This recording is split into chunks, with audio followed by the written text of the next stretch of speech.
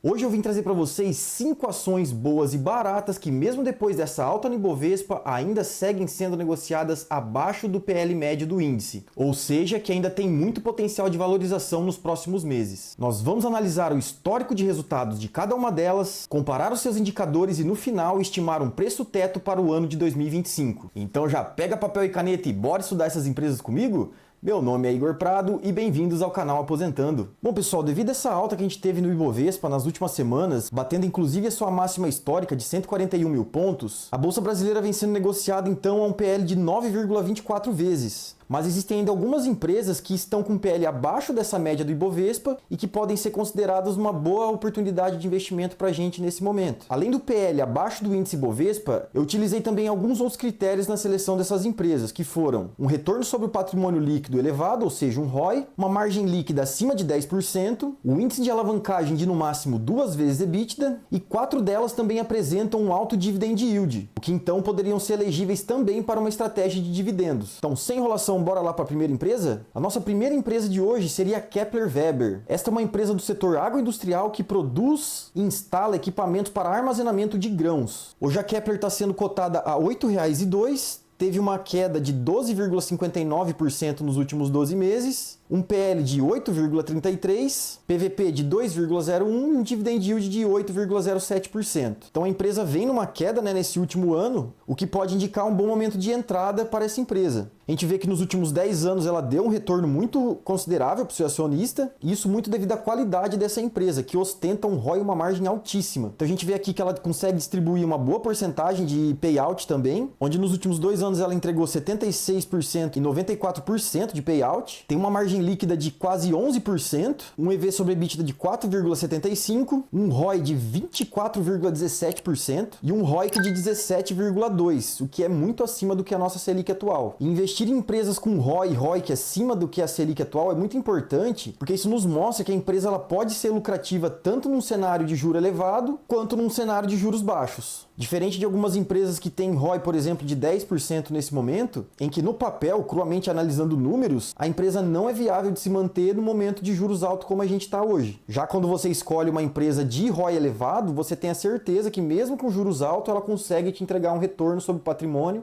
acima do que a taxa livre de risco, que no caso é a Selic. Hoje a Kepler tem uma dívida líquida sobre EBITDA negativa de 0,19, o que quer dizer que ela tem mais dinheiro em caixa do que ela tem de dívidas para pagar, e além de tudo ainda consegue entregar um crescimento de receita de 18,74% nos últimos 5 anos, e de lucros de 20,60%, o que é um ótimo crescimento, né? No quesito dividendos, a empresa vem pagando uma média de 6,51 nos últimos 5 anos, mas se a gente pegar os últimos 3 anos, ela pagou bem mais do que isso, né? Entregando 7,8, 9,0 e 8,0 nos últimos 3 anos. A empresa faz 4 pagamentos de dividendos no ano, com 2 para abril, 1 para julho, 1 para agosto e mais 2 pagamentos para novembro, que já é uma frequência de pagamentos também bem consistente. Aqui a gente consegue ver que a empresa conseguiu entregar uma rentabilidade acima do Ibovespa e também levemente acima do que o IDIV, e hoje a Kepler ela é uma small cap da nossa bolsa, né, com valor de mercado de apenas 1,4 bilhão de reais. Como ela está listada no novo mercado, é uma empresa que tem 100% de tag along, tem a sua receita já um pouco diversificada fora do Brasil, né? Com 87% da sua receita vindo do Brasil e o restante da América do Sul, África, América Central e Caribe e outros. A empresa apresentou crescimento de receita e lucros nos últimos anos, somente um adendo aqui para 2016 e 2017, que ela teve um prejuízo, pequeno, mas foi prejuízo, mas nos últimos 8 anos para cá ela vem entregando crescimento de receitas e o seu lucro teve uma queda depois de 2022, que foi um ano muito aquecido para a agroindústria, né? E como ela está nesse segmento que é cíclico, acaba que seu faturamento e a sua lucratividade também oscilam um pouco,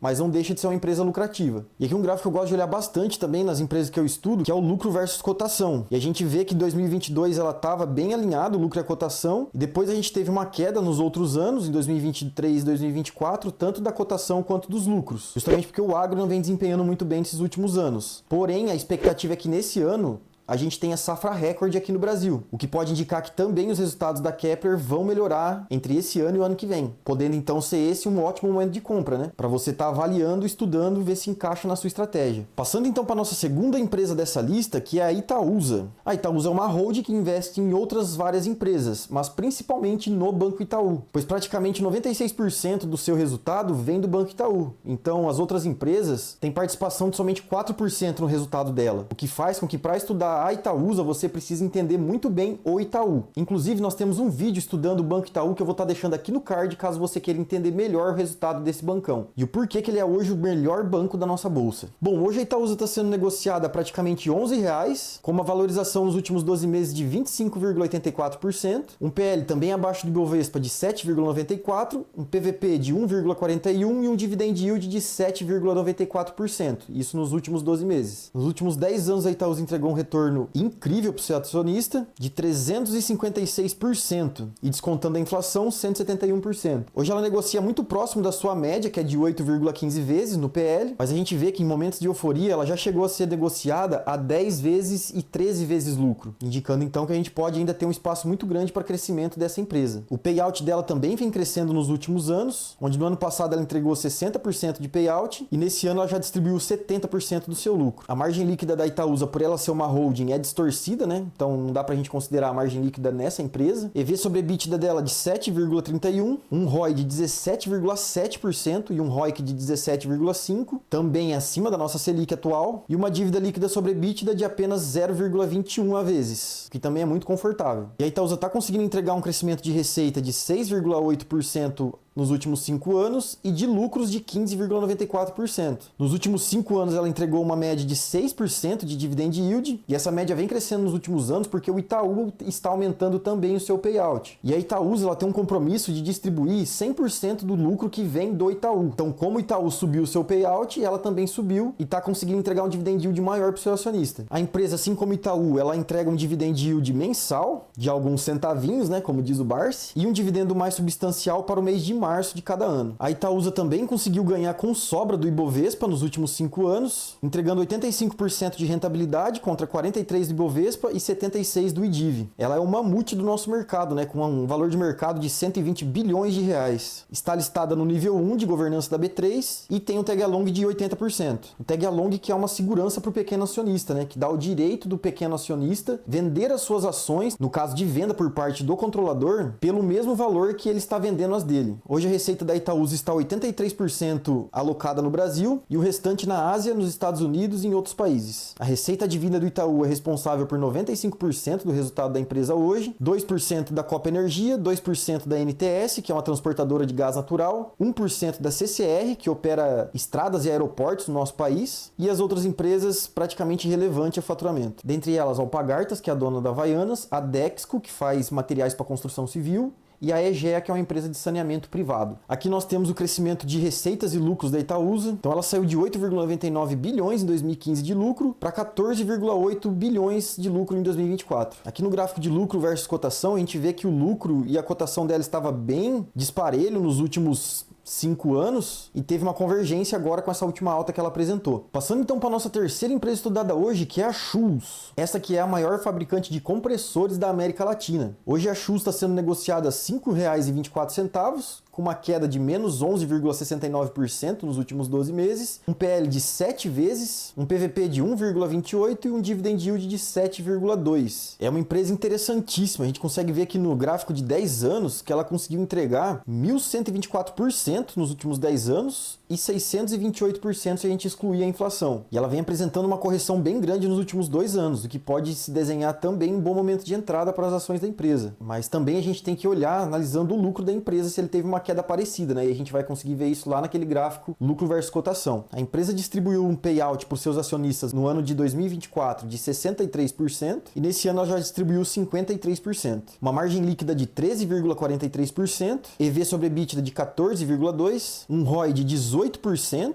e um ROIC de 11,4, que está levemente abaixo da nossa Selic hoje, e uma dívida líquida sobre EBITDA também negativa, indicando que a empresa está muito confortável em relação ao seu endividamento. E consegue entregar um crescimento de receitas de 13,55% nos últimos 5 anos e de lucros de 13,43%. A Chus vem pagando 4,28% de média nos últimos 5 anos de dividendo, e a gente consegue ver uma crescente, né, nesses últimos 5 anos. Ela faz 4 pagamentos no ano, um para janeiro, 2 pagamentos para abril, um pagamento para agosto e outro pagamento para novembro. E comparando com os índices, a gente vê que ela deu um banho tanto no Ibov quanto no IDIV, né, com 127% de crescimento nos últimos 5 anos contra 43% do Ibov e 76% do IDIV. E se a gente estica para 10 anos aqui, a diferença ainda é mais gritante, né? A empresa também é uma small cap com 5,2 bilhões de valor de mercado hoje, tem uma liquidez diária satisfatória de 1,6 milhões de reais, mas aqui está um certo problema dela, né? Ela tem 0% de tag along. E hoje a receita da Chus ela está distribuída em 79% vindo interna do Brasil e 21% de fora do Brasil. Aqui a gente consegue ver o crescimento de receita e lucros da empresa nos últimos 10 anos, onde ela saiu lá em 2015 de 648 milhões de receita e 48 milhões de lucro para 1,95 bilhão de receita em 2024 com 255 milhões de lucro líquido. Crescimento assustador. E aqui no gráfico de lucro versus cotação, a gente consegue ver que tem um descasamento bem interessante, né? Abrindo-se uma boca de jacaré boa para o investidor, onde a cotação dela continua em um processo de decadência, porém o lucro já estabilizou e voltou a subir, indicando um ótimo momento de entrada. Já a terceira empresa estudada hoje é a CEMIG, a Companhia de Energia do Estado de Minas Gerais. Hoje a CEMIG está cotada a R$ 11,17, teve uma valorização ótima nos últimos 12 meses de 27,5%, um PL de 4,5 vezes, porém esse PL está distorcido devido a um lucro não recorrente. Se caso que a gente traga uma análise detalhada sobre essa empresa, a CEMIG, para a gente destrinchar o resultado financeiro dela e entender qual que é o PL atual dela, retirando esse lucro não recorrente,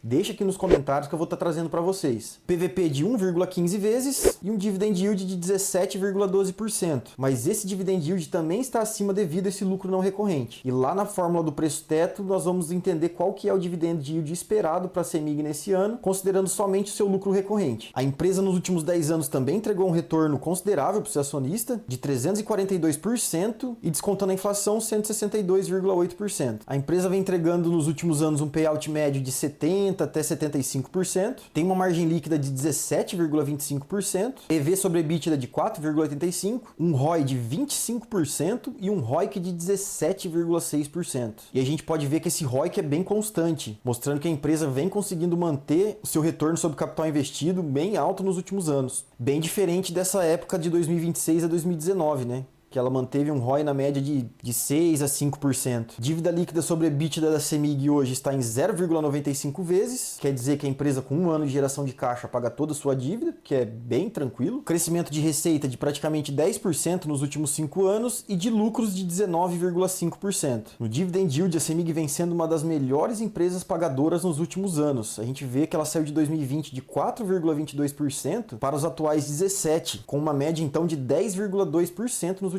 5 anos, se tornando então uma das elétricas com maior dividend yield da nossa bolsa de valores. No quesito frequência que ela peca um pouco, né? Porque ela anuncia para um ano, por exemplo, aqui em março de 2025 e paga somente em dezembro de 2026. Outro anúncio aqui para março de 2025 com pagamento para junho de 2026. Então, para investir na CEMIG, você tem que estar ciente que ela vai te dar uma canseira no quesito pagamento de proventos. Se você incluir ela na sua carteira hoje, provavelmente você vai receber provento somente no metade ou no final do ano que vem. Na comparação da CEMIG com os índices, ela foi muito acima do que todos eles, né? Então, 238% nos últimos 5 anos para a CEMIG, contra 43% Ibovespa e 76% do IDIV. 100% da receita é advinda do Brasil, mas ela diversifica internamente, né? Em 67% vindo da distribuição, 18% da comercialização, 9% do gás e 8% da geração. Em receitas e lucros, a gente vê que ela teve um crescimento muito grande nos últimos 10 anos, saindo aqui de 2015 de 21 bi de receita e 2,4 bi de lucro, para 39,8 bi de receita em 2024 e 7,1 bi de lucro. Aqui no lucro versus cotação, a gente vê também que tem uma boca de jacaré grande aberta para a CEMIG, com seu lucro subindo muito mais do que a sua cotação. Porém, a gente tem que mensurar a questão do lucro não recorrente, o que diminuiria essa diferença, mas ainda assim a CEMIG estaria barata. E por último, a nossa empresa mais barata de todas estudada hoje, que é a PetroRio, que é uma das petroleiras independentes e privadas aqui do nosso país. Hoje a empresa está sendo cotada a R$ 41,94, com uma variação de menos 9,5%. 9,7% nos últimos 12 meses. E um PL de incríveis 3,32 vezes. Isso é muito baixo. Aproximadamente 1/3 do que o Ibovespa está sendo negociado hoje. E vale lembrar que a gente não está num ciclo favorável do petróleo, o que pode indicar que a empresa esteja com um potencial enorme de valorização. O PVP dela hoje está em 1,4 vezes e o único problema dela é esse, né, que ela não paga nada de dividend yield. Porém, mesmo não pagando dividend yield, olha a valorização que essa empresa deu nos últimos 10 anos. Chega até a distorcer o gráfico aqui nos primeiros anos, né? Olha isso, 9.968%. Isso de retorno total. E se a gente excluir a inflação,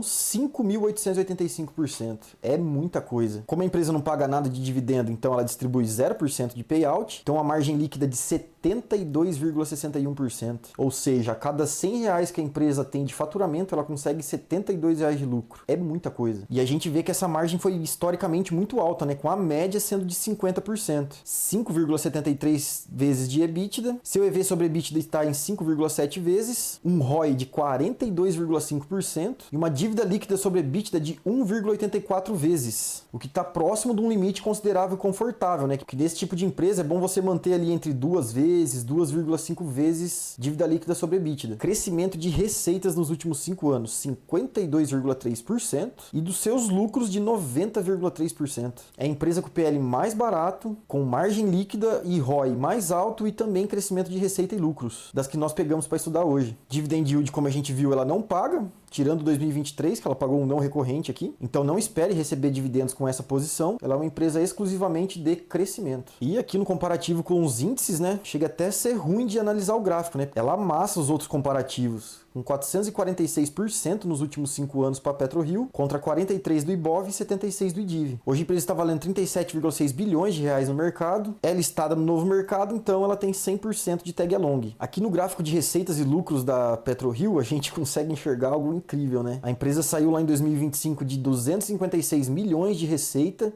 e 110 milhões de lucro líquido para 14,3 bi de receita em 2024 e 10,3 bi de lucro. É um crescimento brutal. E aqui no gráfico de cotação versus lucro, ele está um pouco distorcido devido a esses primeiros anos aqui, mas mesmo assim a gente consegue ver que o gap, que a diferença é muito gritante, o que pode indicar que a empresa está no momento ótimo para compra nesse momento. Bom, Igor, mas qual que é o preço ideal que eu deveria pagar por essas ações? Para saber o preço certo para se pagar por uma ação, eu gosto de usar o método do preço teto. E como de costume nos nossos vídeos, eu vou trazer o preço teto dessas ações para você. Mas antes disso, você já é inscrito aqui do canal? Se não, dá essa moral para mim? Tamo rumo aos 100 inscritos por aqui. Bora lá para nossa planilha? Bom, pessoal, aqui então na nossa planilha, que você já conhece, onde eu já deixei preenchidos os nossos valores de lucro anual estimado, quantidade de papéis e payout, mas se caso você queira que eu faça um vídeo específico ensinando vocês como calcular o preço teto de cada ação, deixa aqui nos comentários que eu vou estar trazendo para o canal. Então a gente tem que a Kepler ela deve lucrar nesse ano 172 bilhões de reais, divididos numa base acionária de 179 milhões de papéis, um payout de 70%. Ela entregaria então 67 centavos de dividendo por ação, o que nos preços atuais de R$ 8,04, ela teria um dividend yield de compra para hoje de 8,33%, ou seja, ela estaria abaixo do nosso preço teto para 8%. Já a Itaúsa ela deve entregar um lucro esse ano de 15,3 bi de reais, divididos numa base acionária de quase 11 bi de papéis, um payout de 70%, ela conseguiria entregar 98 centavos por ação de dividend yield. Como ela está sendo negociada hoje a R$ 10,95, ela teria um dividend yield para comprar hoje de 8,95%, então estaria muito próximo do preço teto para 9%, né? Mas abaixo somente do preço teto para 8%. Já a Chus deve lucrar esse ano 266 milhões de reais, com uma base acionária de 357 milhões de papéis e um payout de 55%, ela entregaria um dividendo por ação de 41 centavos. Como ela está sendo negociada 5,25 hoje, o dividendo para comprar hoje seria de 7,80, ou seja, ele estaria muito próximo do nosso dividend yield para 8%. Já a CEMIG, se a gente excluir os lucros não recorrentes dela, ela conseguiria entregar nesse ano um lucro de 5 bi 900, com uma base acionária de 2,8 bi de papéis e um payout de 70%, ela entregaria para o seu acionista R$ 1,44 por ação. E como a empresa está sendo negociada hoje a R$ 11,14, o dividendo para comprar hoje seria de 12,95%. ou seja, ela estaria abaixo do nosso preço teto para 10%, o que dá uma margem para a gente trabalhar muito confortável, né? E a PetroRio nós não conseguimos trazer um preço teto para ela porque é uma empresa que não paga dividendos. Se você quer colocar ela na carteira, você tem que ter em mente que ela vai ser uma empresa puramente de crescimento e não vai te entregar praticamente nada de dividendos. Pelo menos não nesse momento, né, em que o foco dela é outro. Bom, pessoal, essas então foram as 5 empresas que nós optamos por trazer hoje para vocês, usando esses critérios que a gente mencionou no começo do vídeo, onde todas elas são ótimas empresas com crescimento de receita e lucros nos últimos anos, que entregaram muito valor para o seu acionista e provavelmente vão continuar assim ao longo dos anos. Mas é sempre bom pontuar que você precisa diversificar a sua carteira, não concentrar muitas posições para que assim você dilua o seu risco. Ainda mais algumas empresas que a gente trouxe nesse vídeo que são small caps, que tem esse fator a mais que você tem que estar cuidando. Pois diferente das blue chips, que são as empresas maiores e mais estabelecidas no mercado, elas têm muito mais riscos a serem considerados. Então se você optar por estudar alguma empresa dessa, vá no RI da empresa, procure os últimos relatórios trimestrais, estude e entenda exatamente o que está acontecendo na empresa, tanto com as suas receitas, quanto seus lucros, quanto seu potencial de crescimento futuro, para que você tome essa decisão com tranquilidade e também acompanhe essas empresas depois de incluí-las na sua carteira, né? Não é só comprar e esquecer. E se você quiser ver um comparativo que nós fizemos sobre as duas melhores seguradoras da nossa bolsa, BB Seguridade e Caixa Seguridade, assiste esse vídeo aqui, onde eu tento ajudar você a entender qual que é a melhor delas para sua carteira, neste que para mim é o melhor setor da bolsa. E se você chegou até aqui, por favor, já deixa o joinha, se inscreve aqui no canal, para que você apoie o nosso trabalho e não perca mais nenhum conteúdo que está por vir. Eu fico por aqui, até o próximo vídeo e valeu!